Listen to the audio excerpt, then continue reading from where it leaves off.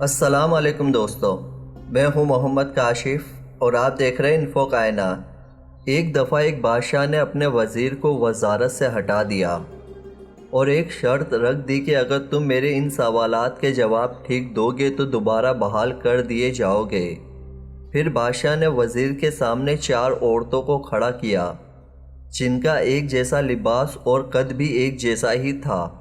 بادشاہ نے کہا کہ ان میں سے ایک عورت کنواری ہے، دوسری عورت شادی شدہ ہے، تیسری عورت بچے کو دودھ پلانے والی ہے اور چوتھی حاملہ ہے۔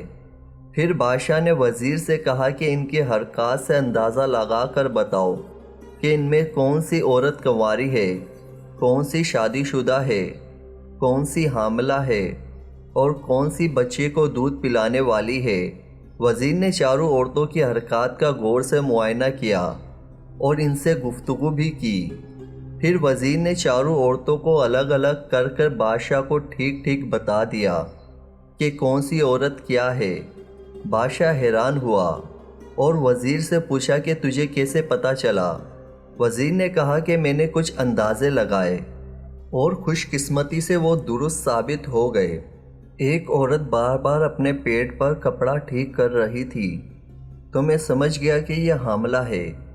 دوسری عورت بار بار اپنے سینے پر ہاتھ رکھ رہی تھی جیسے درد ہو رہا ہو، میں نے اندازہ لگایا کہ یہ اپنے بچے کو دودھ پلانے والی ہے۔ تیسری عورت سے جب میں نے گفتگو کی تو وہ آنکھوں میں آنکھیں ڈال کر بات کر رہی تھی تو مجھے لگا کہ یہ شادی شدہ عورت ہے۔